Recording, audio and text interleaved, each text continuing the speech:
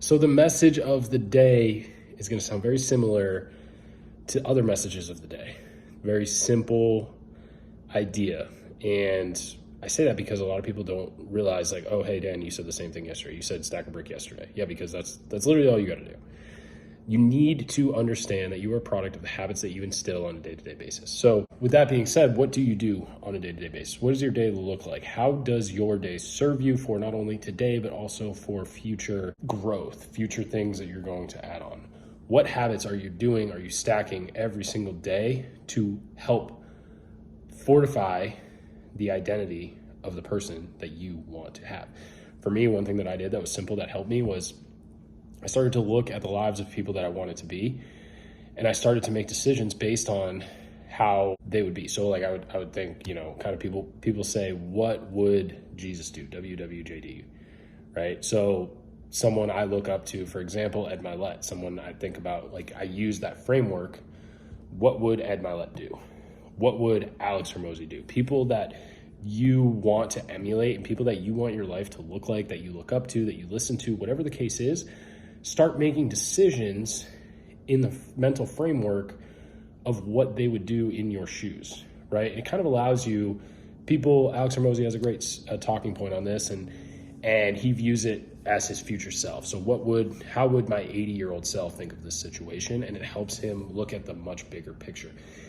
Also, from a decision-making standpoint, whenever you, let's say you're consulting with someone else and trying to figure out a solution to a problem, whether that person may have been there or not, it might be very difficult for them to actually get the full context of that problem in order to give you a viable solution. So when you start to put yourself in their shoes, in that frame of mind, and say, hey, what would so-and-so do if this was their decision? It's usually pretty clear. It's usually a pretty simple picture in most cases from what I've experienced, right? It's like it boils down to the idea that, like I said in a previous video, the magic is in the work that you don't want to do. And as much as you won't want to hear it, as much as you won't want to say it, if you actually consulted with that person that you're looking up to, they would tell you exactly what you need to do, and you might not like it. So it's all about being clear with yourself and understanding, like, hey, okay, that's actually probably what I need to do in order to get to the next level, right? I have all these leads, and I have an important decision in front of me,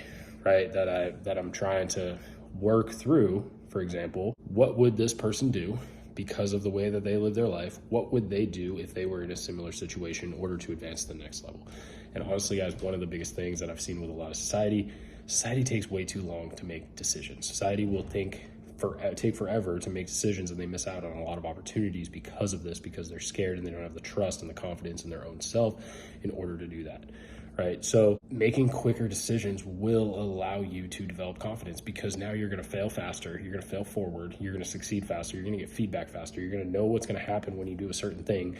Your output is going to be relative to your input. You know what's going on. So try this different frame of thinking whenever you're faced with a tough situation, right? If it's in a sales situation, what would Jeremy Miner do? What would Andy Elliott do? Someone in sales that you look up to. What would Jim Rohn do?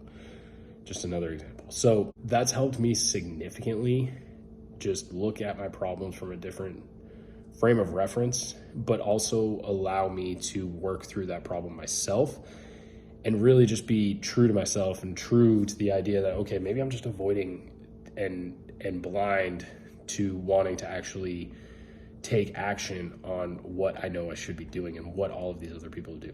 It's very simple, right? Success is insanely simple. You just need to do the work. You just need to take the actions, and everyone's looking for that magic pill. Everyone's looking for that bullet that gets you to where you want to go. And as soon as it gets hard, they'll jump to another opportunity because they think that it's going to get them there faster to where they want to go, right? So keep that in mind, try it out. Let me know what you guys think. And, your life becomes a product of the habits that you instill on a day-to-day basis.